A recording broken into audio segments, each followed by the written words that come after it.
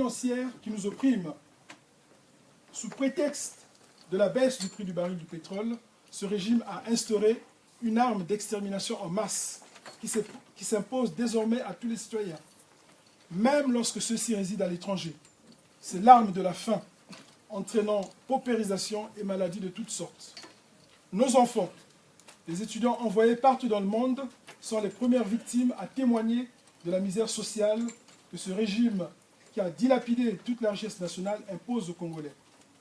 Cette chosification de la société congolaise dans son ensemble a atteint un niveau tellement grand qu'il est difficile aujourd'hui aux travailleurs, aux retraités, aux étudiants, bref, aux forces vives locales, de s'émanciper toutes seules de cette oligarchie militaire, policière et financière qui a privatisé tous les secteurs économiques et placé dans des paradis fiscaux tout l'avoir de l'État. Troisième point, l'impasse et la nécessité de nouvelles synergies. Après 4 années de lutte intensive au sein des Assises, 2014-2018, marquées par diverses actions, qui certaines ont eu des impacts décisifs, force est de constater que la dictature, malgré le chaos généralisé, continue d'étaler ses antivaleurs et accroît encore davantage sa puissance répressive. Avons-nous utilisé les bons moyens? Avons-nous effectué le bon diagnostic? Pourquoi n'avons-nous pas réussi à fédérer les forces sociales et politiques, tant de l'intérieur que de l'extérieur du pays? Pourquoi depuis bientôt 4 années n'avons-nous pas pu démolir la dictature qui nous opprime au Congo?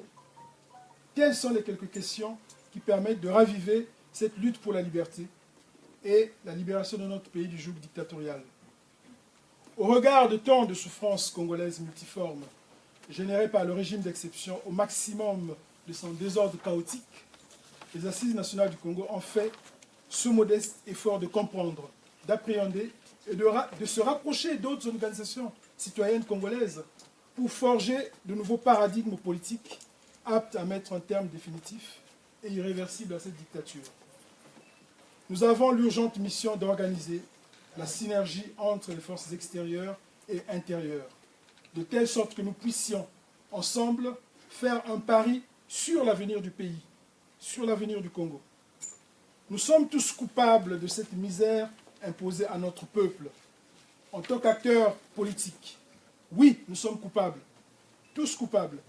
Nous le sommes pour avoir répondu à l'offre clientéliste et belliciste de cette monstrueuse polarisation ethnique poussée à l'extrême par ce régime illégal et illégitime.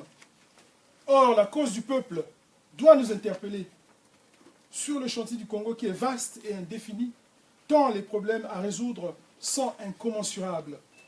Aucune organisation de la diaspora, aucune plateforme installée au pays, malgré ses compétences, ne pourrait toute seule pacifier le Congo, qui chaque jour tombe en ruine devant l'impuissance de nos parents, clochardisés dans la terre de leurs ancêtres. 4. Des pistes pour un très large consensus. Notre pays est devenu un État social empoisonné, dans lequel la juxtaposition de la richesse insultante à une pauvreté criante crée un réel paradoxe. Nous devons prôner l'émergence d'un nouveau vouloir vivre ensemble entre Congolais, lequel impulsera un nouveau type de société fondé sur la fécondation participative de tous. Nous devons sortir du jacobinisme institutionnel, qui est le fils adultérin d'une économie de rente qui ramène les populations entières dans une fausse société de classe, sans véritable création de richesse au sens des pays capitalistes. Le pouvoir congolais est devenu insaisissable dès lors qu'à partir de son illégalité et de son illégitimité, il a dans sa folie détruit l'appareil d'État sur lequel pouvaient reposer les forces intérieures en vue de leur émancipation. On ne peut pas restaurer l'État sans la restauration d'une légitimité institutionnelle nouvelle. C'est pourquoi, au vu de cette misère sociale, la nécessité d'une nouvelle légitimité politique exige de la part des forces vives, tant à l'intérieur qu'à l'extérieur du pays, une grande proportion d'hommes courageux. Le constat réel est que la dictature congolaise se trouve devant une impasse devant laquelle s'ouvre un gouffre prêt à l'ensevelir. Mais ce sont nos faiblesses, Ce sont nos propres compromissions qui retardent l'échéance fatale. Nombreux d'entre nous reculent face aux défis d'un avenir qui s'écrirait sans leur concours, jouant à leur insu la prolongation de la dictature et refusant des actions concertées, d'où l'urgence d'un très large consensus qui s'impose à nous tous, à partir de cette table ronde, pour peser irréversiblement en faveur de la cause du peuple. La table ronde de ce jour est axée sur une thématique qui se déploie en 3 sous-thèmes. L'état des lieux, en finir avec les utopies et les impostures contraires à la cause du peuple. 2. Sur le terrain de l'action, agir encore plus ensemble sur le territoire national et dans la diaspora. Et 3. L'après Denis Sassou Nguesso, enjeux et défis à relever. Il s'agit donc d'engager la réflexion sur la question du contenu institutionnel d'une transition dès la fin du régime d'exception instauré à la suite du coup d'État d'octobre 1997. Discuter des enjeux publics de l'après-Sassou, urgence économique, sociale, financière, crimes économiques, crimes humains. Je vous remercie de nouveau pour m'avoir accordé votre précieuse attention et je déclare ouverts les travaux de la table ronde du 31 mars 2018. Merci.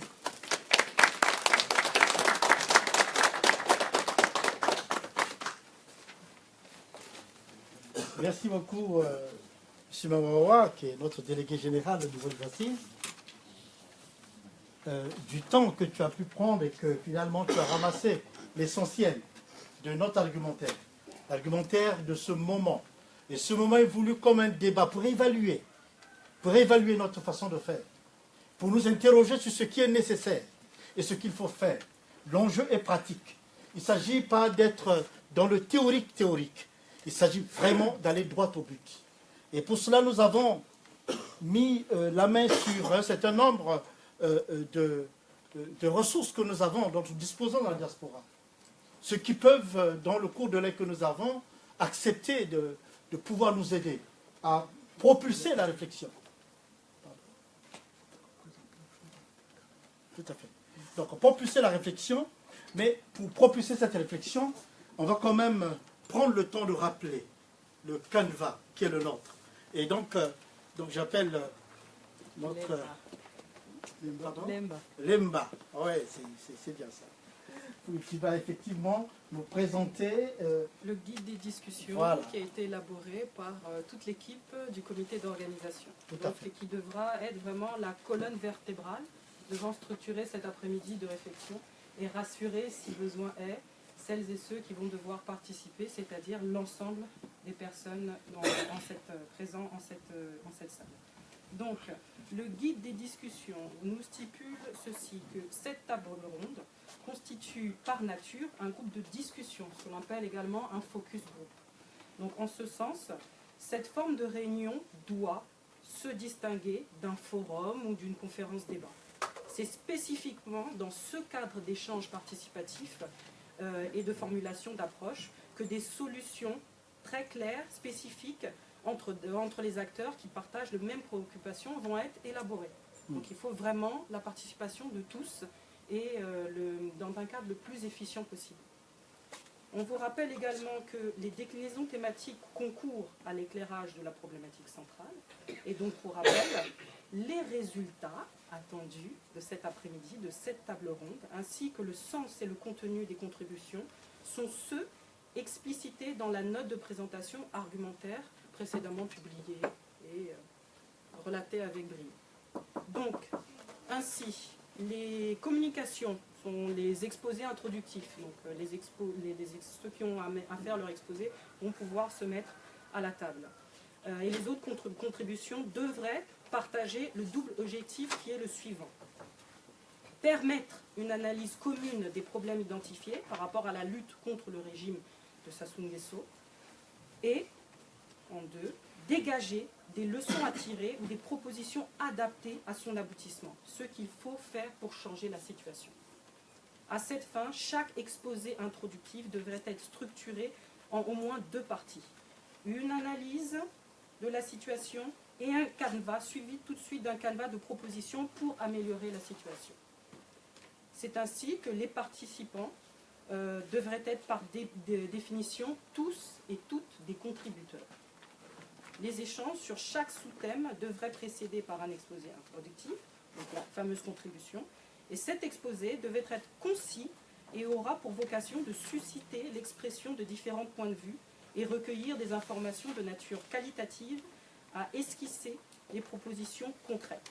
Donc en ce sens, ceux qui ont été amenés à préparer leur sujet et à devoir le présenter vont pouvoir, comme je l'ai expliqué tout à l'heure, se présenter aux tables. Vous avez déjà une dizaine de chaises de requises. Et donc, ces porteurs d'exposés introductifs auront un temps de parole qui est limité à 8 minutes. D'accord ? Soit une fiche une synthèse ne dépassant pas une feuille A4 avec marge et bornes recommandées. Au-delà de ces personnes qui vont exposer le sujet de leur réflexion et de leur expertise, vous avez le droit, donc prise de parole commune et collégiale dans la salle. Cette prise de parole de chaque participant doit être limitée à 2 minutes, où vous allez être amené à interagir par rapport à la problématique qui vient d'être exposée, également les solutions. Donc c'est là vraiment où il doit y avoir, si j'ose dire, le bouillon de culture et l'échange participatif de tout le monde. Et tout ceci concernera en priorité les compléments d'information, les points de vue spécifiques, non abordés par la proposition qui aura été faite à la fin. Donc j'espère que c'est clair pour tout le monde et je vous laisse commencer. Merci beaucoup, Lemba. Nous allons très vite donc entrer dans le vif du sujet. Je vais appeler M. Antime Baïmina, qui est un expert de la question de la société civile et qui pourra donner aussi ici une communication. J'appelle aussi Jess Diamongwassi. Je vais vous expliquer ensuite pourquoi est-ce que M. Antime va commencer. Jess Diamongwassi, j'aurais pu appeler... Est-ce que M. Ouabari... Non. Okay. Dans ce cas, Doyen Ota, tu vas pouvoir prendre la place là.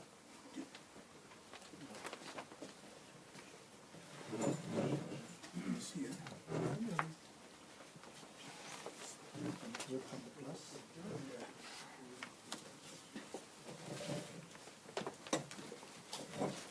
Alexis, on te le fera signe au moment venu.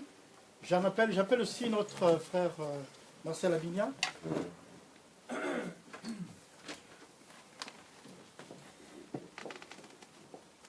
Maître Amédée Granga.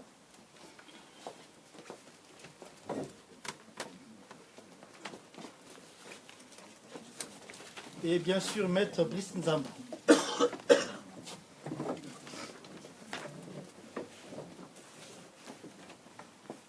Nous allons avoir un premier panel. Un premier panel dont le focus est l'état des lieux. Mais avant de procéder à l'état des lieux, nous allons inverser un petit élément. Parce que nous avons un contributeur qui va devoir partir très vite. C'est un impératif. Et donc nous l'avons appelé Antime Baïmina qui devait intervenir sur le second thème, qui va même ouvrir le second thème, et donc qui va nous donner communication, des éléments dont il souhaitait nous donner communication.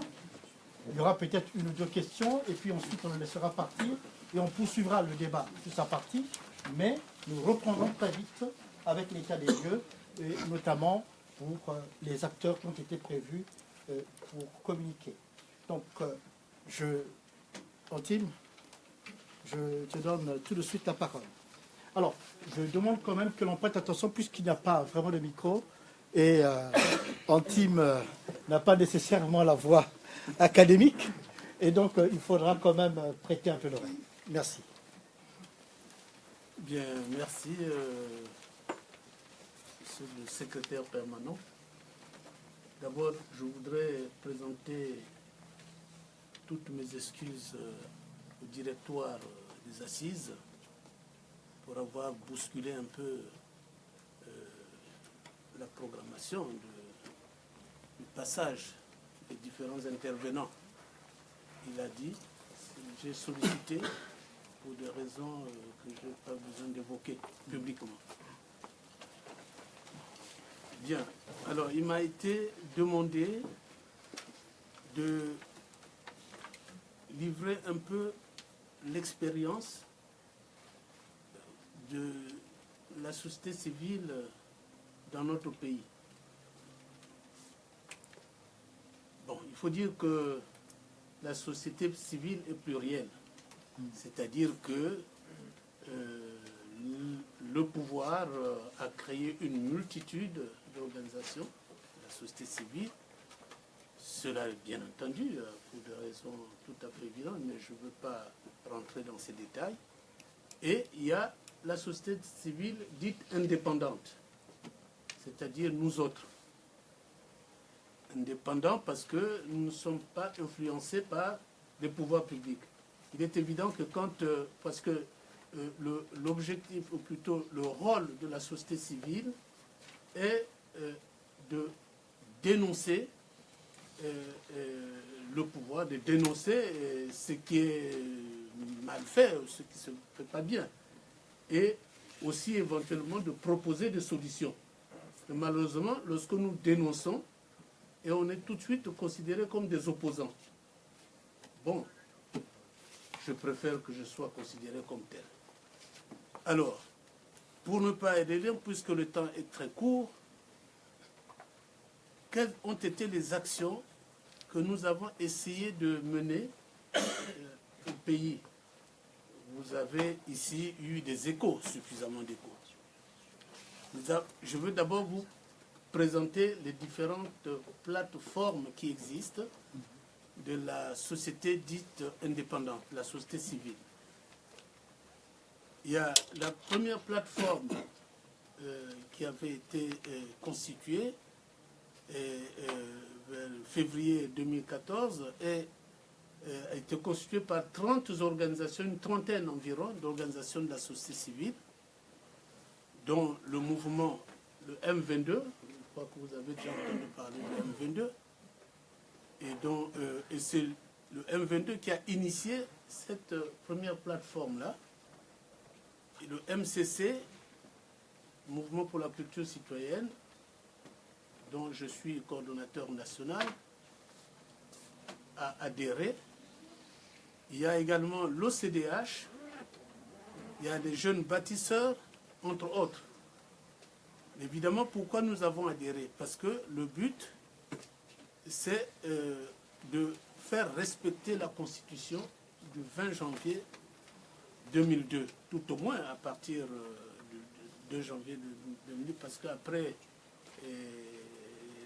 les guerres, la guerre civile post-électorale de 1997, il nous a imposé une constitution en 2002.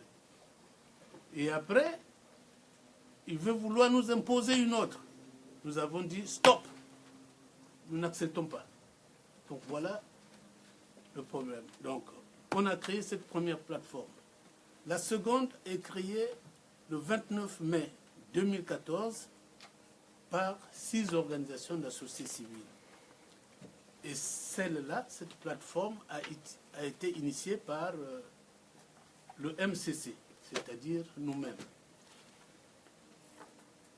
L'objectif pour nous était de fédérer des organisations importantes par rapport à une préoccupation que nous avions, d'autant plus qu'en politique comme dans n'importe quelle activité, dans n'importe quelle entreprise, il faut toujours prévoir à court, moyen ou long terme pour anticiper, parce que nous savions que se pointait à l'horizon 2016 des consultations populaires, les présidentielles, les législatives, les locales. Et donc, pour cela, nous avons écrit un projet pour essayer de veiller à donner un certain renforcement de capacité aux citoyens pour que les élections se déroulent de façon transparente.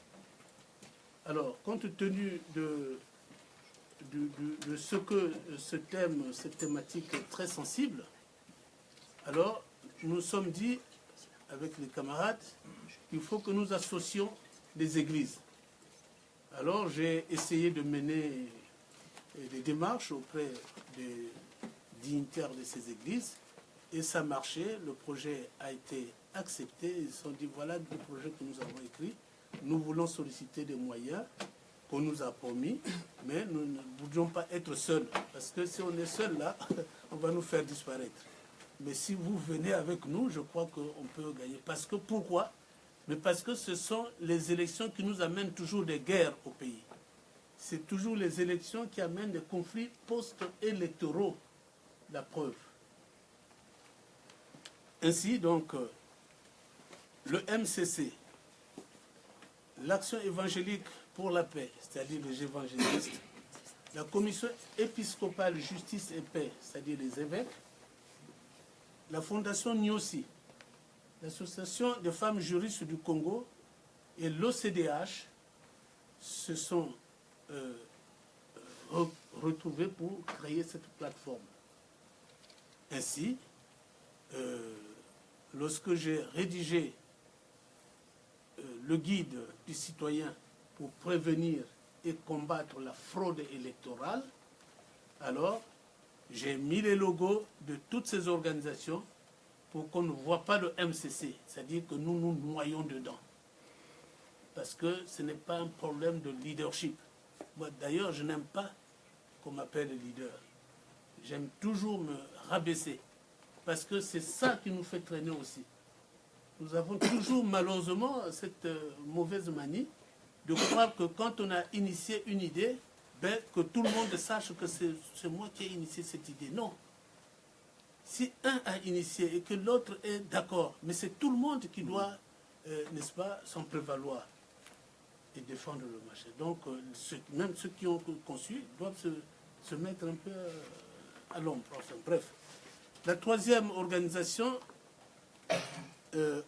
a été constituée le 2 mars 2015. Donc, il y a eu donc une conclusion d'un accord de partenariat entre la Ligue des organisations de la société civile congolaise pour la transparence électorale, c'est-à-dire celle que je viens de vous évoquer, et la plateforme de la société civile pour le respect de la Constitution du 20 janvier 2002. Vous comprenez ma démarche, parce qu'il faut qu'on soit nombreux pour peser. Vous allez comprendre par la suite ce qu'on va, la détonation que ça va engendrer par la suite. Et le 21 mai 2015, nous créons la section congolaise Tournons la page. Vous savez ce que c'est? La section Tournons la page internationale est pilotée par Secours catholique. Donc nous sommes toujours avec les églises. Et donc, un certain nombre d'autres organisations donc, se sont mises ensemble pour créer cette plateforme-là, Tournons la page. Il y a notamment la commission diocésaine Justice et Paix, il y a la commission épiscopale Justice et Paix, la RPDH, la rencontre pour les droits humains de Christian Monzéou, le MCC, l'Action évangélique pour la paix, et le Cercle des droits humains et du développement, la Fondation Nyossi, la Conscience libre, l'OCDH et la plateforme pour le respect de la Constitution du 20 janvier 2002. Et il y a un dernier truc, le réseau d'associations de jeunes leaders congolais. Donc, et le 3 août 2015, la campagne Tournons la page Congo, la Ligue des organisations de la société civile congolaise pour la transparence électorale, c'est-à-dire nous autres, et la plateforme de la société civile pour le respect de la Constitution du 20 janvier 2002 lance un appel à la désobéissance civile contre la révision des listes électorales par la CONEL. Donc vous vous souvenez, cette période, ils avaient déjà commencé à lancer, et donc nous avons lancé par ce truchement, n'est-ce pas, du fait que nous soyons un peu plus nombreux pour peser et essayer de faire reculer. Mais évidemment, vous connaissez le pouvoir, ils ils ont les oreilles bouchées. Vous savez, quand pour ceux qui n'arrivent pas à supporter le courant d'air, quand ils prennent l'avion, ils mettent des trucs dans les oreilles pour ne pas entendre. On t'accorde 1 minute pour conclure. Alors, le 14 octobre 2015, il y a conclusion d'un accord de partenariat entre la section congolaise Tournons la page et les plateformes politiques FROCAD IDC. Donc, nous avons décidé, compte tenu du fait que nous n'avons pas une opposition véritablement active, alors nous nous sommes dit, nous allons prendre les sous-responsables. Parce que les leaders là, moi personnellement, je ne les reconnais pas comme tels. Alors, nous avons pris leurs collaborateurs, hein, n'est-ce pas, pour créer une certaine dynamique. Parce que les choses étaient en train de s'accélérer. Et d'autant plus que si on les a, on associait leurs leaders, bien entendu, ça allait capoter. Vous savez bien pourquoi. Alors, c'est ainsi que dans cet accord de partenariat, on stipulait clairement que les organisations de la société civile congolaise, membres de la campagne Tournons la page, ainsi que les plateformes des partis politiques regroupés autour du FROCAD et de l'IDC, signataires du présent accord, ayant constaté la volonté du pouvoir en place de changer la Constitution en vue de permettre à l'actuel chef de l'État de briguer un 3e mandat pour se maintenir au pouvoir, aux affaires, décident de promouvoir un partenariat pour mutualiser leurs forces afin de mobiliser les citoyens autour des mots d'ordre clairs et constants suivants. Non au changement de la Constitution du 20 janvier 2002, non au référendum anticonstitutionnel et non à l'organisation d'aucune élection sans l'institution d'une véritable commission électorale nationale indépendante sous le parrainage de la communauté internationale, notamment les Nations Unies, l'Union européenne et l'OIF. Donc voilà, mes chers frères et sœurs, comment nous avons géré ces questions. Et vous vous souvenez donc des mouvements que nous avons entrepris pour boycotter le référendum. Donc nous avons perdu beaucoup de jeunes. Ils ont tué à bout portant. Nous-mêmes, nous avions pris vraiment des risques parce que nous étions sur le terrain. Et bon, je me passe donc de tous les commentaires. Je m'arrête là parce que... Merci beaucoup, cher Anti, mais pour ceux qui veulent rafraîchir leur mémoire, il fut le président de la fameuse CTE, Commission technique électorale, mise en place par l'opposition, lorsque ceux-ci, sur la base d'une charte de la victoire, sont allés se présenter à cette pseudo-élection présidentielle. Ceci étant, je propose, voilà, justement, nous trouverons l'occasion très certainement de prendre vos adresses email et vous nous adresser les points de communication, puisque nous aurons à approfondir ces débats, ces questions un peu plus au détail sur un certain nombre de choses dans les mois et jours qui viennent, les jours et mois qui viennent. Néanmoins, je vais donc pouvoir te libérer pour que tu ailles vaquer aux occupations donc, qui te sont si chères. Mais nous te remercions en tout cas de ce que tu as pu déjà mettre à l'entendement de tout ceci et te souhaitons donc un bon retour. Ah ouais, tu veux poser une question? Oui, une information. Une information, ok. Non, je voudrais... Merci bien, monsieur le modérateur. Je voudrais juste informer les nombreuses personnes qui sont ici, et il faut bien sûr se féliciter de cette présence remarquable. Je voudrais dire que notre ami Antim Baïmina est cofondateur des Assises nationales du Congo.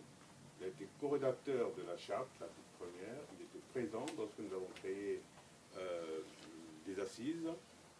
Il est revenu régulièrement et chaque fois, avec certains d'entre nous, on a travaillé ensemble. La logique des synergies, des forces vives que nous avions mis sur le tapis du débat lors des premières assises, c'est que les synergies des forces vives de la diaspora et du pays, c'était essentiellement à travers le travail que nous faisions avec lui et dont il a retracé le processus historique d'émergence, mais et vous aurez remarqué que c'est dialectiquement en rapport avec la même dynamique que nous avions créée ici. On aura relevé tout ce qui a été fait, y compris pour que la société civile, du côté des protestants et du côté des catholiques, soit mobilisée dans cette même dynamique citoyenne. Je pense que c'est un facteur d'autant plus important que beaucoup d'entre nous ici se disent « mais ouais, à Kinshasa, quand même, l'Église catholique se lève, mais qu'est-ce qui se passe au Congo ?» Bon, on se pose souvent des questions comme ça. « Oui, mais les syndicats, chez nous, qu'est-ce qu'il en est ?» Effectivement, il aurait pu apporter davantage d'éléments de réponse, mais je crois que ce n'est qu'un premier propos, un propos d'étape. Nous aurons à poursuivre ce type d'échange, d'autant que les propositions qui sortiront de cet atelier, si je peux ainsi l'appeler, nous permettront de structurer des dynamiques à venir. Je vous remercie. Tout à fait. Merci beaucoup. Merci. Donc, anti-Monténégro. Revenons sur le focus sur notre premier thème. Monsieur le professeur, bonne continuation, bons travaux. Vous avez voulu échanger. L'échange sur cela va se faire après. Je pense que les gens sont suffisamment informés sur ce qu'ils faisaient comme travail, donc ils pourront répondre en ce moment-là, s'il y a des questions. Nous passons donc à l'état des lieux. Mettre un regard sur le régime. Nous sommes dans une lutte. Et quand on combat, on doit connaître l'adversaire ou l'ennemi. Si on ne connaît pas l'adversaire, il est clair que tout est mal parti. Donc, il y a besoin, effectivement, lorsqu'on voit l'état dans lequel se trouve, déliquescence dans lequel se trouve ce qu'on appelle les forces d'opposition ou même de la résistance, il a besoin de s'interroger sur la nature du pouvoir qui est en face. Et donc, parfois, nous jetons un regard qui n'est pas très sûr. Parce que si on connaît, on se donne les armes qu'il faut pour effectivement noyer le poisson. Alors nous allons écouter un par un certain nombre d'acteurs. Donc j'invite Jess Diamongwassi à nous ouvrir donc le bal de ce diagnostic avec une analyse sur l'acteur Sassou et son système. Le son a-t-il? Alors, je vous remercie, cher frère et sœur. Alors, donc, le titre de mon exposé, c'est « Quelles sont les caractéristiques du système Sassou ?» Le secrétaire permanent vient de le dire, pour combattre l'ennemi, il faut le connaître. Alors, donc, l'objectif de cet exposé est de mettre en relief, en quelques mots, le substrat ou l'essence de ce pouvoir, sa force et éventuellement son talon d'Achille. Chaque pouvoir a un talon d'Achille. Alors, un aperçu général. Le pouvoir de Sassou s'articule autour de deux éléments intimement liés, qui sont le régime et son système. Le régime représente l'aspect formel du pouvoir avec les institutions constitutionnelles et la manière dont elles fonctionnent. Le système représente les structures formelles ou informelles qui constituent les leviers du pouvoir. Ces leviers sont à l'intérieur du pays et à l'extérieur du pays. Alors, à l'intérieur, il y a des leviers politiques qui sont le PCT, le Club 2002, Ponaïkolo, etc., etc.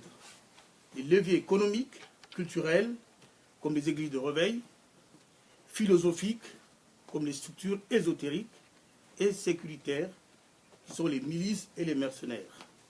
À l'extérieur, on peut citer les alliances avec la France-Afrique, les réseaux internationaux.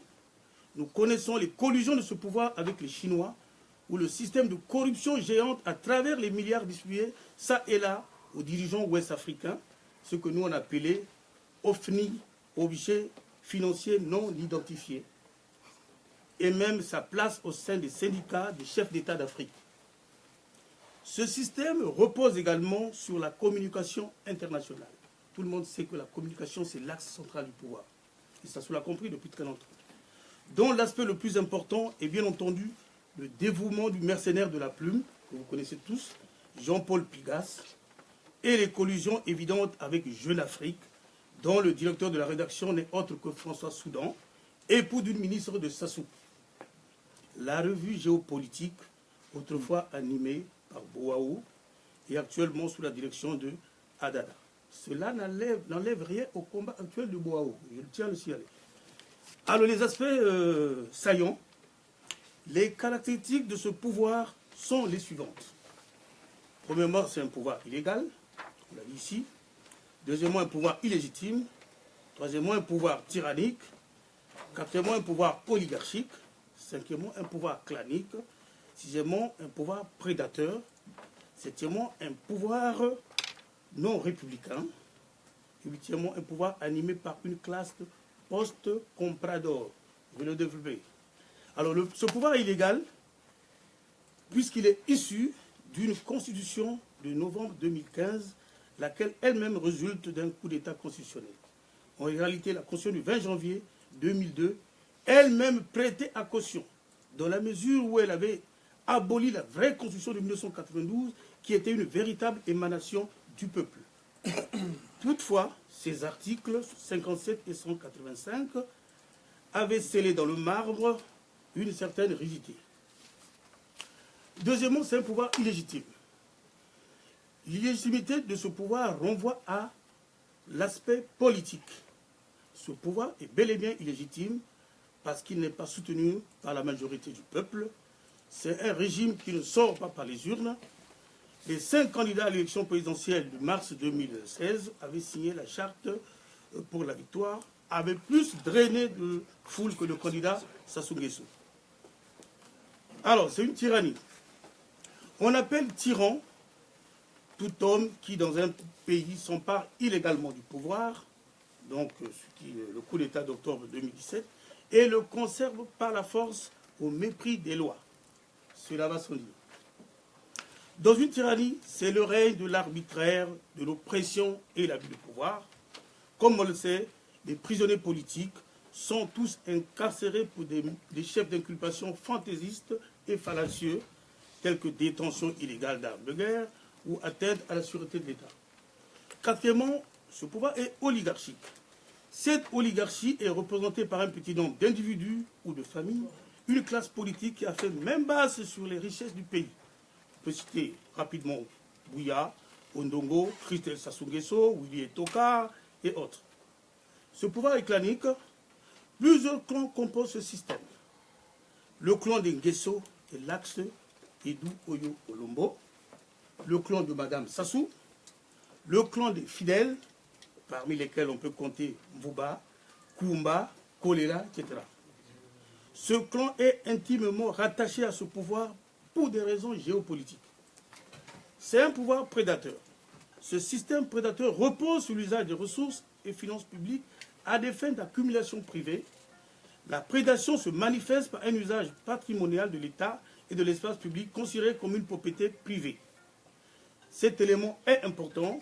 L'État n'est pas seulement l'appareil institutionnel, politique et matériel d'organisation des rapports de domination, il est le socle par lequel s'organise l'accumulation de la prédation. Pour parler trivialement, Sassou peut dire « l'État c'est moi ». Une des manifestations de cette prédation se remarque par exemple avec Willy Nguesso, tout le monde sait, qui avait un salaire injustifié à Socotrans de 75 000 € par mois, près de 50 millions de francs CFA par mois. À titre de comparaison, Dominique Strauss-Kahn, comme directeur de FMI, ne gagnait que 50 millions par mois. Alors c'est un pouvoir non républicain. Ce régime non républicain se caractérise par l'absence d'égalité devant la loi, l'absence d'état de droit.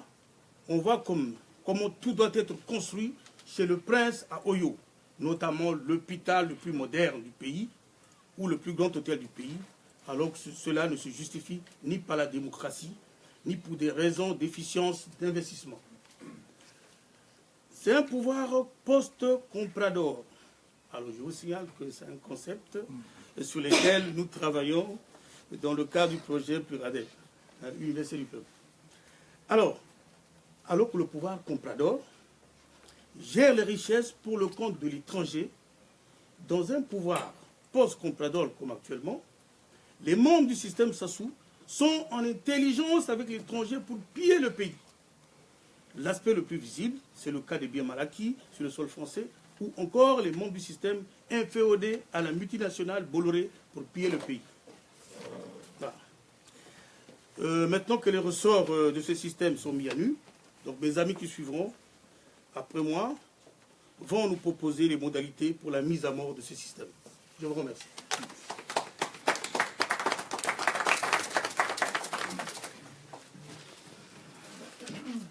Toujours pour essayer d'approfondir ce point, je vais demander à une personne qui est dans la salle, mais avec qui il y a eu une discussion là-dessus, et donc notre frère Raphaël Goma, donc de nous dire si tu as des éléments à ajouter, à compléter, et même peut-être à approfondir concernant ce point de vue.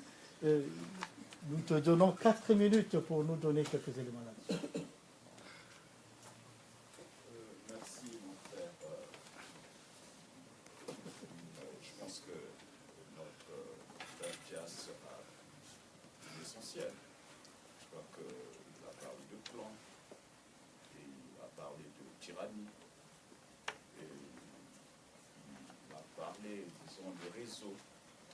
Effectivement, comme vous le savez, le pouvoir de M. Sassou Nguesso tient parce qu'effectivement, non seulement il y a une complicité interne, mais il y a une complicité externe. Et les réseaux sont très, très importants pour que ce pouvoir puisse encore tenir de nos jours. Et c'est peut-être la partie la plus intéressante pour nous, sera celle de savoir comment mettre à mort ce pouvoir. Parce que les diagnostics, nous en avons fait. Mais je pense que nous sommes en partie aussi responsables de la pérennité de ce pouvoir. Il faut qu'on se le dise. Mais enfin, je pense que c'est une table ronde, nous aurons l'occasion d'en discuter. Mais ce que je dirais tout simplement, c'est que nous avons du travail pour mettre vraiment ce pouvoir par terre. Parce que les réseaux sont profonds. Nous avons travaillé avec ceux-mêmes qui soutiennent ce pouvoir.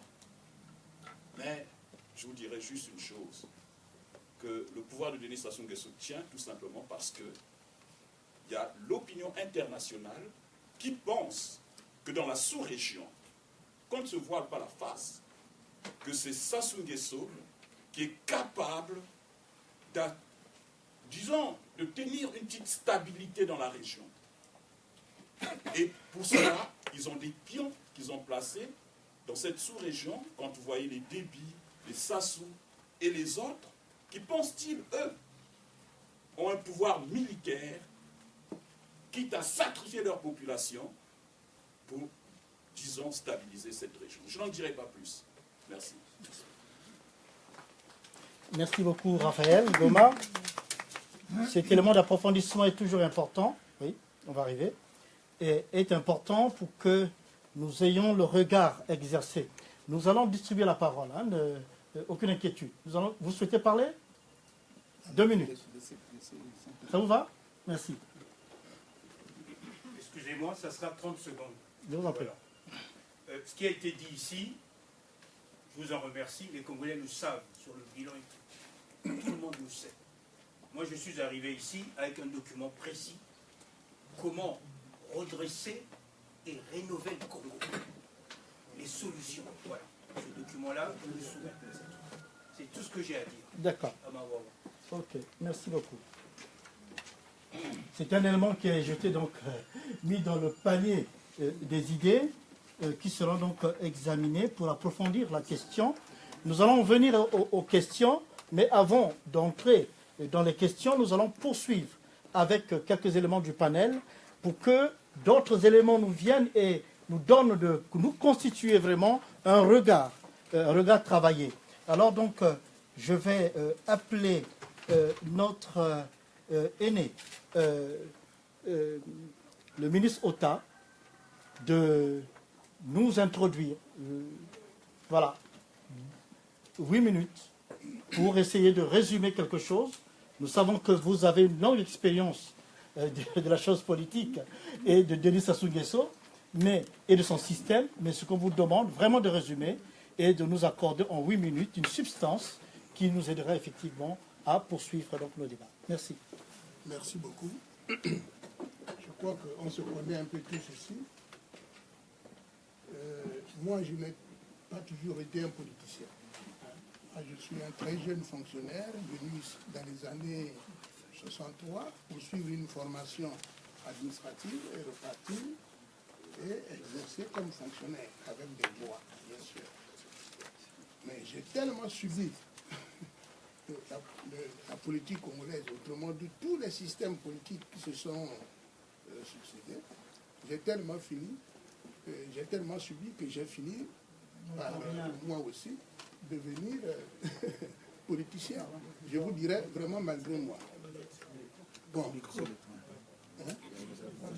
Comme il n'y a pas de micro. Comment? Ah, il faut que je parle un peu plus fort. Non, je disais que je n'ai toujours pas été un politicien. Hein?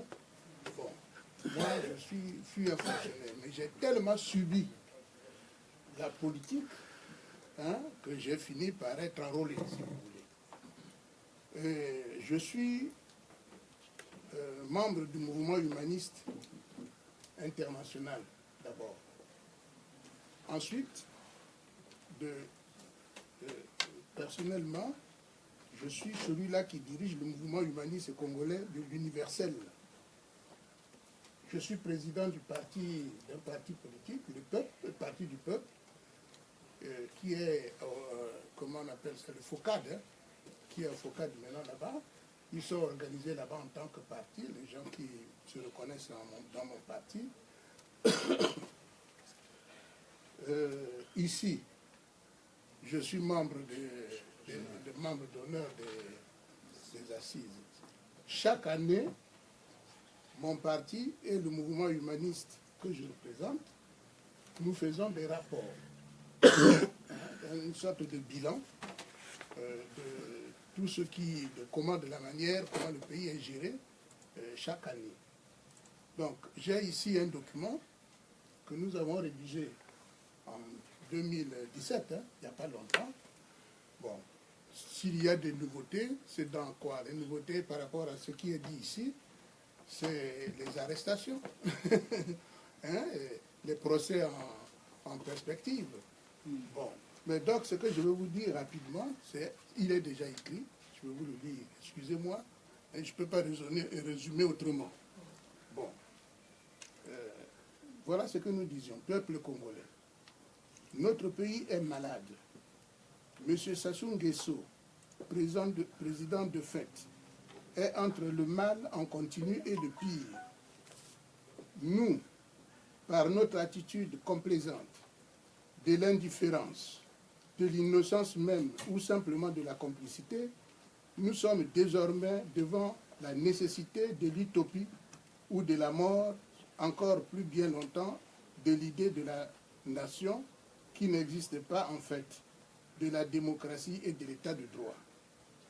On vient de nous annoncer le décès du colonel Marcel Tchourou, mort prisonnier dans des conditions qui restent à élucider.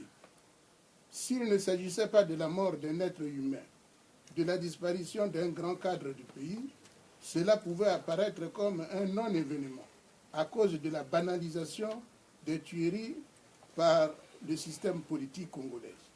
C'est le résultat d'une certaine conception et d'une certaine pratique du pouvoir par nos élites. On se rappellera qu'avant la déclaration de la mort du parti unique en Afrique, la longévité au pouvoir était légitimée. La mort symbolique des chefs, en d'autres termes, la démocratie impliquant l'alternance démocratique au pouvoir était exclue. Elle était bonifiée du glorieux titre de sage d'Afrique. Seuls les coups d'État pouvaient changer les choses. Grâce à ces coups d'État, arrivaient d'autres hommes que l'Occident n'existait pas à qualifier symboliquement d'hommes forts pour mieux les contrôler. Mais sous ces sages et hommes forts, ce sont des régimes de très grande violence qui sévissaient, réduisant les peuples au silence en même temps qu'ils cultivaient le ressentiment mutuel au sein de ces mêmes peuples pour mieux les asservir. Et l'on connaît le rôle dévastateur du ressentiment, de la rancune dans l'histoire. Lorsque dans un pays, une partie minoritaire du peuple s'arroge tous les droits, les meilleurs emplois, la plus grande part des richesses, lorsqu'elle est au-dessus de tout soupçon, face à l'autre partie qui est brimée, humiliée, parfois même éliminée physiquement au nom d'une appartenance tribale, régionale, linguistique, etc., considérée comme des rivaux, cela peut créer des frustrations qui deviendront des facteurs de révolte, tôt ou tard, de déstabilisation. Ainsi, lorsqu'un pouvoir dure 15, 20, 30, 40 ans ou plus, ces phénomènes s'installent, se durcissent et sont prêts à exploser dès que l'occasion se présente. Un pouvoir personnel, au bout d'une certaine durée, crée sa propre fin par la décomposition qui le guette. Autrement dit, la solidité des pouvoirs personnels sans fin n'est finalement qu'apparente. Depuis le retour au pouvoir par un coup d'État sanglant de M. Sassou en octobre 1997, il nous prépare à vivre ce cauchemar. Surtout que maintenant, lui-même s'est forgé une idéologie d'une démocratie octroyée par lui, d'une paix rationnée et garantie par lui. La France-Afrique vient encore à son aide en tant que dictateur sous le prétexte de la lutte contre le terrorisme. Toute une législation a été mise en place par lui pour contrôler la liberté syndicale, de la création des associations et des partis politiques. Les opposants à son système sont systématiquement assimilés aux terroristes, jetés en prison ou tués. Mais pendant tout ce cycle de violence, il se forge des mentalités, des comportements, des esprits. Pour le Congo, chacun peut cogiter par lui-même les résultats ou les conséquences d'une telle praxis. C'est pourquoi nous disons que la mort du colonel Marcel Tchourou est presque une banalisation du crime politique parce que, à notre connaissance, depuis 1963 jusqu'à nos jours, il s'est installé un système politique violent, meurtrier, un système qui tue, qui n'a aucun respect de l'être humain et qui détruit tout.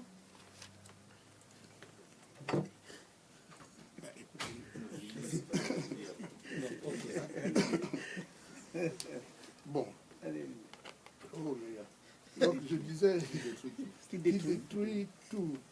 Comme pour lui, on a, d'une manière consciente, chacun peut faire le bilan de ce qu'il a perdu comme parent depuis 1963, tué du fait politique, de ce qu'il a perdu comme bien pour lui ou sa famille, ou encore combien de fois il a dû échapper à la mort préméditée. Quant au bilan économique et social, ou soi-disant développement, pour le fasciner, chacun peut observer dans quel état se trouvent nos écoles, nos universités, notre armée, notre police, nos hôpitaux, nos rues, nos entreprises, nos petits commerces, il s'agit flamboyant. Bon, voici le système politique congolais que nous subissons tous et que nous avons tous, à des degrés d'implication divers, aidés à s'enraciner. Mais soyons encore plus concrets. Qui a déjà vu l'État courir ou parler? Qui a déjà vu une constitution ou une administration courir ou parler? La réalité est que l'État est une fiction juridique. L'État est constitué de pouvoirs et de contre-pouvoirs consacrés par la Constitution appelée acte fondamental.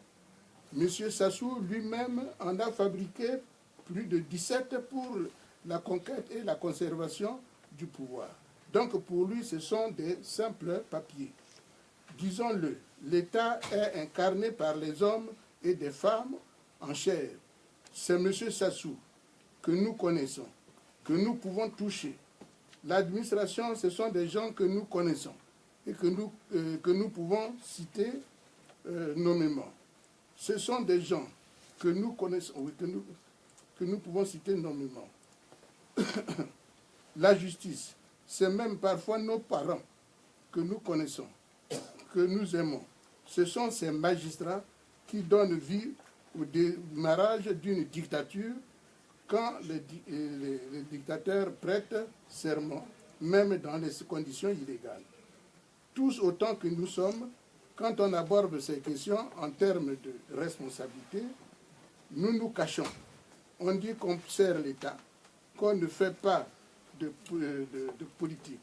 Ou alors, on est intellectuel, ou on sert son pays, etc. Ainsi, quand on est, par exemple, militaire, policier ou gendarme, on prend son arme, on va dans une région comme celle du Poul, on tue, on massacre, on pille, et après, on dit que c'est l'État. M. Sassou lui-même, numéro 1 de l'État, qui peut être pourtant commanditaire, dira que c'est l'État. Et si demain, il était coincé d'une manière ou d'une autre à dire la vérité, il pourra dire qu'il n'en savait rien, hein, qu'il n'a jamais donné l'ordre, surtout s'il n'a pas écrit. C'est ainsi que des événements importants, comme les assassinats successifs, c'est presque fini, hein, les assassinats successifs du président Marien Ngouabi et Bassamba Deba, du cardinal Émile Biayenda et de nombreux témoins, nous ont jamais été élucidés comme il faut, c'est-à-dire sur une base juridique établissant clairement des responsabilités des gens au pouvoir à cette époque-là, notamment de M. Sassou Nguesso en sa qualité de ministre de la Défense et de la Sécurité.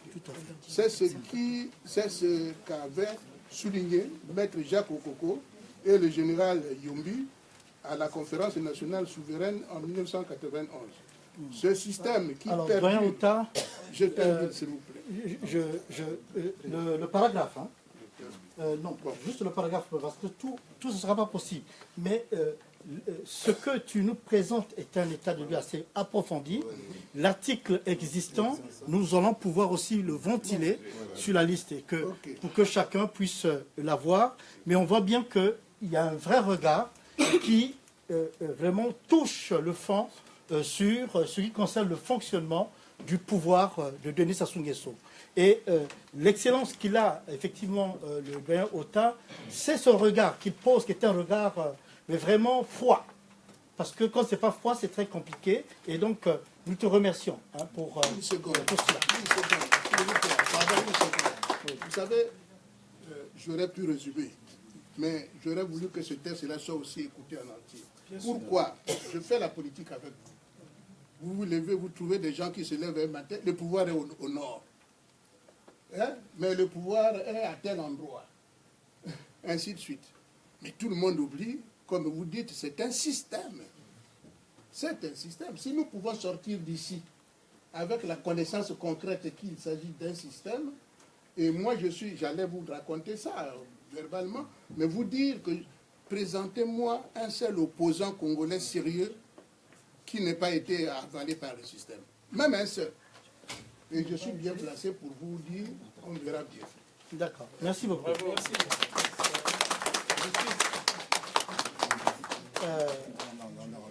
Merci. Si nous commençons le débat avec... Je vais juste faire une proposition. Il faut demander aux gens de nous donner des feuilles. Oui, les feuilles vont arriver. Si nous commençons le débat maintenant, on sait qu'il y a beaucoup d'éléments qui ont été soulevés. Ça va être très compliqué. Nous allons finir avec le panel. Nous allons finir avec le panel et ensuite, après, nous entrons immédiatement dans le débat. Nous aurons à peu près 30 minutes de débat. Ne vous en faites pas. Chacun aura au moins 2-3 minutes pour pouvoir s'exprimer. Alors, j'appelle donc Marcel Avignat, un de nos doyens, donc, pour nous présenter l'axe des valeurs morales et éthiques. Bon. Moi, j'ai posé la question essentielle. c'est-à-dire la gouvernance au Congo est-elle possible sans éthique? Voilà la question qui m'est posée. Et quand je regarde l'histoire de notre pays, d'une manière générale, on a connu la bonne gouvernance lors des indépendances, avec Massamba Deba, Opango et bien d'autres Bazinga, qui en ont fait preuve de leur maturité au niveau éthique et moral. Parce que la morale et les vertus sont les vertus cardinales pour une bonne gouvernance. Or, il s'avère aujourd'hui, après la prise de pouvoir par le PCT, les valeurs morales se sont écroulées. Et donc, on est obligé de se poser la question, pourquoi sommes-nous en arrivés là? Pourquoi sommes-nous en arrivés là? Le Congo qui brillait dans les années 60, 70, qui était la plateforme en Afrique centrale, qui rayonnait à tous les niveaux. On peut en citer des exemples. Dans le football, dans tous ces concepts, le Congo est devenu la risée de tous les peuples. Les Sénégalais se moquent de nous. Et donc, moi j'ai posé la question, se dire que ce sont ces valeurs morales et spirituelles qui manquent, qui font défaut de la plupart de nos gouvernants. Et donc, le mal qui nous ronge, je l'ai résumé en ces termes. Au regard de ce qui précède, à la lecture historique de notre pays, on peut affirmer que le mal qui ronge le Congo réside dans le déficit de valeurs morales chez la plupart de nos gouvernants. Nos mœurs politiques le prouvent.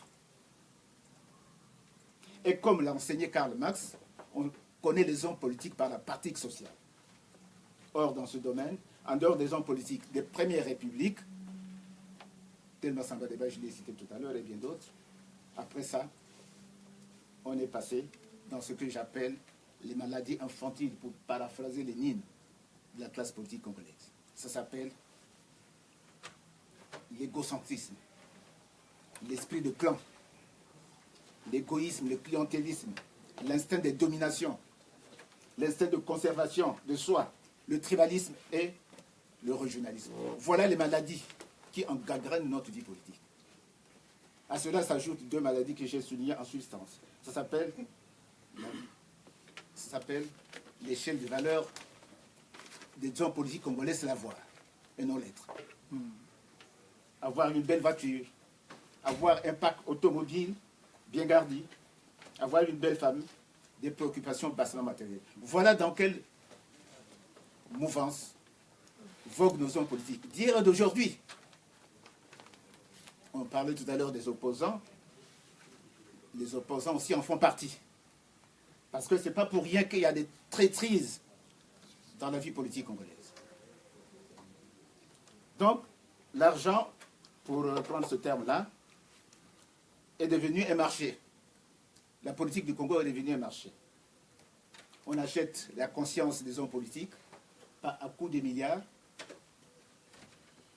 Selon la phrase de mon grand frère Otak, qui disait que Sassou dit que tout homme a un prix. Donc, on a habitué les Congolais à l'argent facile. Et le marché, c'est les opposants. Et donc, nous sommes là pris en étau devant nos propres responsabilités. Et donc, ça, c'est une question essentielle, à mon avis. Donc, ce sont ces maladies que j'ai évoquées tout à l'heure qui font que notre pays baigne dans le sang et dans la violence politique. Nous portons à nous-mêmes, d'ailleurs, les gemmes de notre propre discussion. Les Congolais sont friands d'argent, sont friands de vouloir être, et plutôt être, avoir. Et donc, on abandonne l'essentiel. Alors, qu'est-ce qu'il faut faire? Je me suis interrogé pour dire que ce que nous devons faire, c'est de faire un effort d'approche pour connaître au mieux et en profondeur des hommes politiques, qu'ils soient de l'opposition ou qu'ils soient du pouvoir. Or, cette connaissance se passe dans ce que j'ai appelé, moi, les valeurs morales et spirituelles, parce que c'est le point cardinal. On ne peut pas gouverner sans éthique. Et donc, la question essentielle, c'est que nous devons être en quête de ces valeurs-là, à travers les hommes politiques en particulier, au regard de nos prédécesseurs, les anciens, comme le Massamba Deva et consorts, pour que nous ayons au moins une panel des hommes politiques à qui nous pourrons faire confiance. Et donc, c'est cette quête-là, et moi je propose qu'il y ait une charte d'éthique, si possible, pour qu'on regarde à peu près, n'est pas homme politique qui veut. Ça, je le soutiens, n'est pas l'homme politique qui veut, parce que effectivement, même nous ici, on peut se regarder pour dire, est-ce que nous sommes capables de... Voilà donc la question fondamentale que je pose. Et ce point de vue-là, je le défendrai le moment venu, si le temps m'est donné. Là, il faut contracter les lectures. Et là, je cite pour terminer ce que le général de Gaulle lança, lorsque le général de Gaulle lança son fameux appel à la création de la communauté en 1958.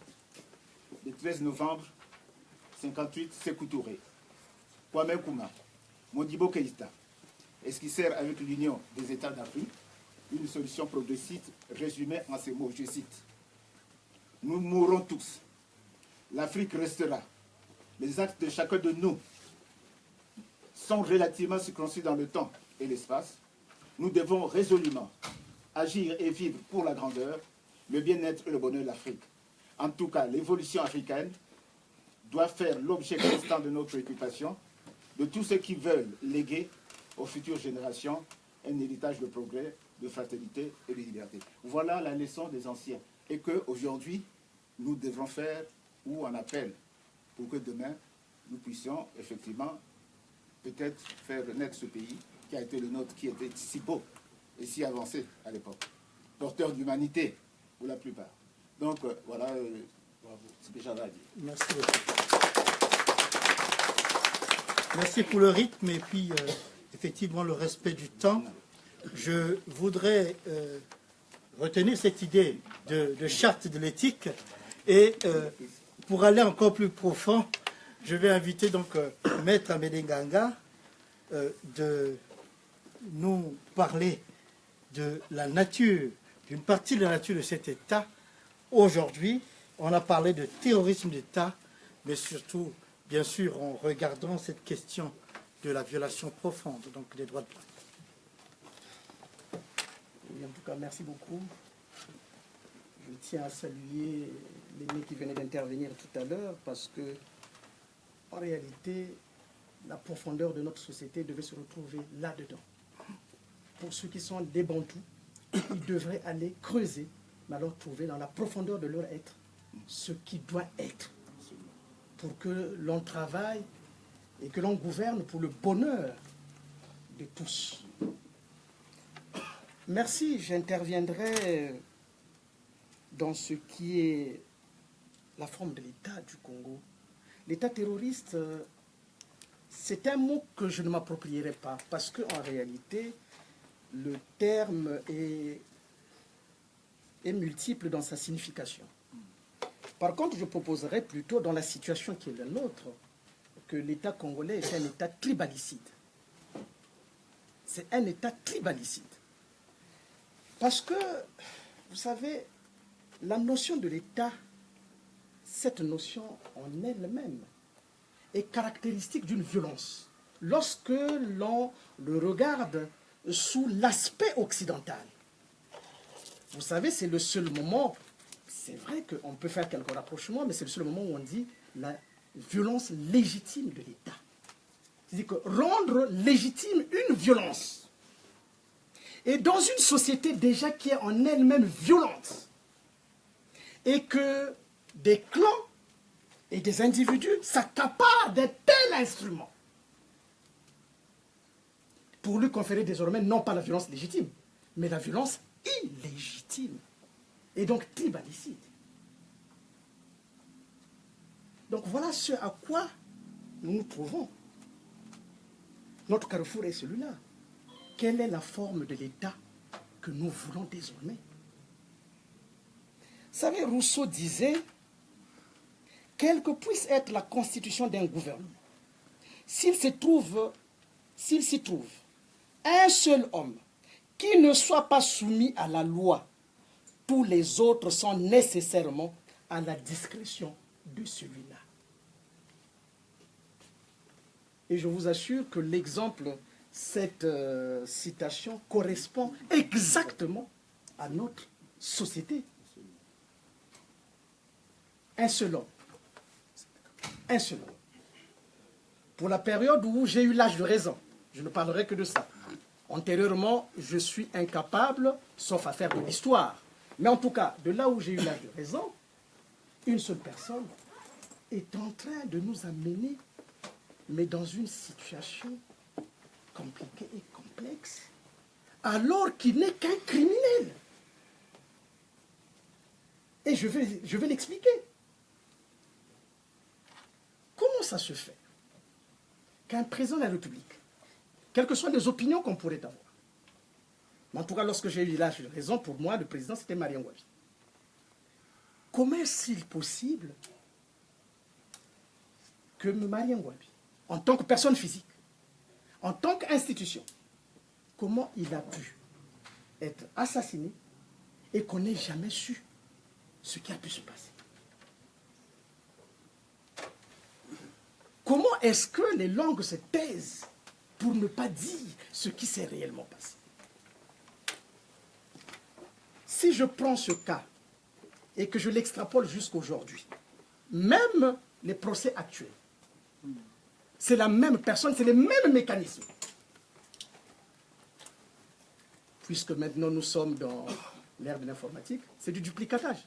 On duplique. Ce qui s'est fait sous Marien Ngouabi, c'est ce qui s'est fait sous le procès Marien Ngouabi, c'est ce qu'il a de faire sous le procès le général Mokoko. C'est exactement la même chose. Si je vous dis, et c'est une révélation que je vais vous faire, le code pénal congolais, dans lequel se trouvent les infractions dont à longueur de journée, lorsque j'étais enseignant, j'appelais ça des infractions putes, parce que on peut y mettre tout ce que l'on veut. Atteinte à la sûreté. Et vous savez que le code pénal congolais, depuis qu'il a été le code criminel français, il n'a jamais changé. Ce qui veut dire quoi en pratique? C'est que le Congo ne dispose pas d'un code pénal. Parce que le code pénal, c'est quand même la manifestation de la souveraineté d'un pays dans lequel on affirme nos valeurs. C'est-à-dire que ce qui ne correspond pas à la valeur correspondrait à l'infraction. Et on mettrait ça dans un code pénal. Et ça relève de la loi. Or, ça n'existe pas. Et quand vous regardez le code pénal congolais, je n'ai pas eu l'occasion de vous amener ça, dans le code pénal congolais, dans ces infractions, il est marqué français. Tout français qui, je vous assure, hein. Tout français qui, donc vous êtes encore des Français. Donc mon coco aujourd'hui qui est poursuivi est français. Vous vous rendez compte? Donc, ce monsieur, nous sommes la mort de Marien Ngouabi. À qui a profité la mort de Marien Ngouabi? Si on regarde bien, ce n'est ni à Yombi. Or, on aurait pu nous faire passer Yombi pour celui qui avait assassiné, puisque après, juste après la mort, c'est lui qui est à la tête. Et lorsque Yombi est mis à la tête, l'opposition est vite émergée entre les Bakongo et les Kouyou, puisque la chanson, vous la connaissez. Mais il y a une chose que vous n'avez peut-être pas relevée, c'est quand Yombi tombe, est-ce qu'on lui reproche d'avoir tué Marien Ngouabi? Non. C'est parce qu'il y a eu une crise économique. Et vous verrez que là, vous savez ce qui s'est passé? Ce n'est plus Bakongo Babomi. Maintenant, on va dire ceci. Ambenam Bouagatuma. Ewa. Donc, on prend ceux du poule qui avaient été maltraités, soi-disant par les Kouyou. Et les Kouyou se vengent quand Yombi tombe. Maintenant, c'est ça. Ambenam Bouagatuma. Donc, ce n'est même plus qu'il aurait tué Ngouabi, mais simplement parce qu'il aurait acheté un lit qui était cher. Et vous voyez un peu. Et ce conflit-là, c'est celui-là que nous transportons jusqu'à aujourd'hui. Alors que M. Sassou Ngouabi meurt. Si je vous dis qu'il n'y a jamais eu d'ouverture d'information quand Ngouabi meurt, à ce jour, si vous vérifiez ce dossier-là, Et nous appellerons les avocats qui ont eu ce dossier-là, et même les magistrats de l'époque. On n'a jamais déposé plainte. Les parents de Ngouabi, en tant que personne physique, ils avaient le droit de déposer plainte. Y a-t-il une plainte? Il n'y a jamais eu de plainte. Est-ce que vous vous rendez compte? Et le dossier a été géré par qui? Par Sassou. Celui-là même qui devait être considéré comme le premier suspect. Et c'est ce qui se passe jusqu'aujourd'hui. Il est le premier suspect, mais c'est lui qui fait l'enquête. Mais il fait l'enquête sur la base. Est-il OPJ? Il n'était pas OPJ. Mon doyen l'a rappelé, il était soit ministre de la Sécurité, je ne sais pas, mais il n'était pas OPJ. Mais posez-vous la question à ce moment-là, qui était procureur de la République? Est-ce que le procureur de la République avait ouvert une information sur la mort de Marien Ngouabi? Toutes ces questions n'ont jamais été débattues à ce jour. Marien Ngouabi meurt où? Il meurt au Mistral ou il meurt à la présidence? Qui a été le premier à être informé, qui est arrivé sur les lieux pour voir que Marien Ngouabi est mort? Donc, vous voyez, toutes ces questions-là n'ont pas été posées. Et aujourd'hui, la justice est un instrument, un pilier pour M. Sassou. Donc, toute la justice que vous voyez au Congo est au service des crimes de Sassou. Ce qui veut dire qu'il est temps de réfléchir sur les mécanismes à partir desquels on pourrait éviter qu'un criminel puisse passer entre les mailles du filet et qu'il ne soit pas jugé, qu'il ne soit pas arrêté. Je vous en parle en connaissance de cause. Dans le dossier Nsoro, j'ai déposé plainte au Congo, étant à Brazzaville, contre M. Sassou et tout ce système. Mais tout le monde a regardé, il rigolait. Il trouvait ça normal. Il dit, oh, mais il rigole. Je suis en train de leur montrer le chemin que ce type-là, c'est un criminel. Mais les gens ne sont pas capables de comprendre que non, c'est un criminel. Donc, nous devrons faire en sorte que, si ce n'est pas l'état de droit, et je l'ai déjà dit la dernière fois, si ce n'est pas l'état de droit, allons au moins vers un état juste. Cet état où on est capable de dire que là c'est le bien, là c'est le mal. Et pour terminer, je rejoindrai les principes moraux indiqués par mon doyen, mais moi je le dirais comme ceci. Il est temps que ce pays soit dirigé par des personnes aux pensées hautement élevées et non par des personnes aux instincts bassement grégués. Je suis d'accord.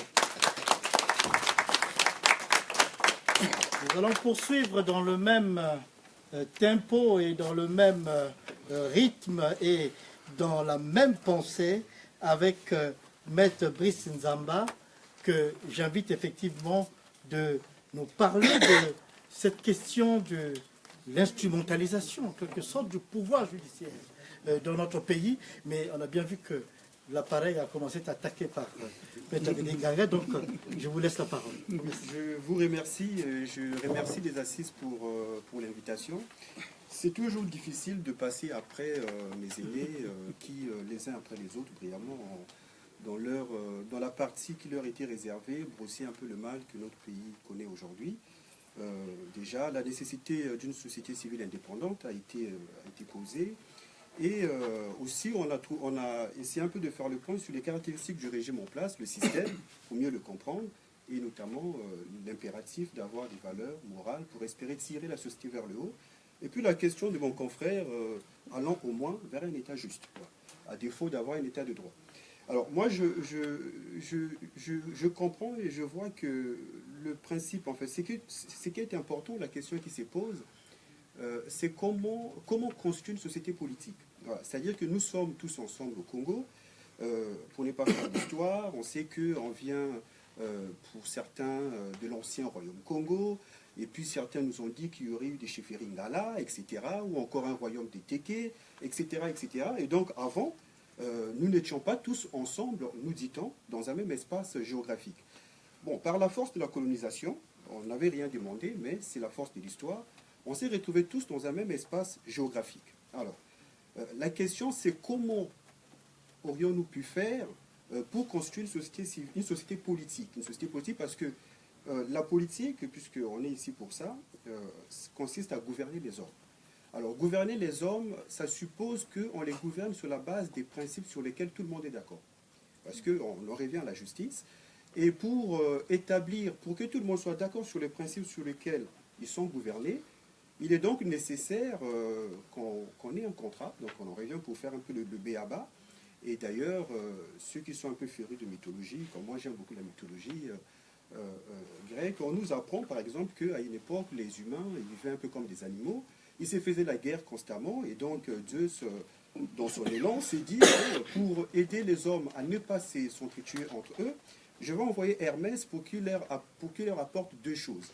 Donc deux choses, il y a la vergogne, c'est-à-dire la retenue, et puis la justice. Donc ce sont des éléments qui sont essentiels pour que les hommes habitent ensemble, cohabitent ensemble et vivent en parfaite harmonie. Puisque la vie en société, la vie politique, c'est la quête de l'harmonie. Et donc, selon cette mythologie, Zeus dit donc que pour que tout soit juste, puisqu'il peut arriver que dans une société, la différence veut qu'il y ait des artisans, qu'il y ait des forgerons, qu'il y ait des magistrats, des avocats, etc. Et il y a des talents qui sont particuliers, mais la justice, chacun doit avoir le sens de la justice en lui. Comme chacun doit avoir le sens de la retenue. C'est-à-dire que la retenue, ça nous appelle au principe, aux valeurs morales. C'est qu'on appelle la honte, chez nous on dit le tsoni. C'est-à-dire qu'il y a des choses qu'on ne devrait pas poser parce que ça perturbe l'équilibre et qu'on devrait donc faire preuve de force intérieure, donc des disciplines, pour avoir suffisamment de retenue pour ne pas poser ce type d'acte. Et qui concourt donc à la justice et à l'équilibre. Mais à partir du moment où des hommes se mettent ensemble et qui ne sont pas d'accord sur les principes qui les gouvernent, ils s'ensuit quoi? Ils s'ensuit division, ils s'ensuit guerre, ils s'ensuit dispersion. Donc nous en sommes là. Donc moi je pense que ce n'est pas étonnant parce qu'on ne récolte qu'est-ce qu'on sème. Et j'ai aimé ce que le doyen Ota a dit, qu'il est difficile de trouver même au sein de l'opposition des personnes qu'on pourrait dire qui seraient portées par des valeurs ou des principes qui voudraient tirer l'État congolais, ou en tout cas constituer un État, ensuite l'établir sur des fondements justes, et puis le transmettre à des générations qui viennent. C'est très dur. Nous, à l'époque, on a parlé de la rupture, on en parle toujours, parce que nous, on avait parlé d'une culture politique. Il y a une culture politique qui est au Congo et qui est pérenne depuis un bon bout de temps, et qui traverse quasiment toute la classe politique congolaise. Et donc, pour revenir au sujet, après avoir posé un peu les jalons, c'est qu'aujourd'hui, la question qui se pose, ce n'est plus des états de lieu, puisqu'on les a déjà fait.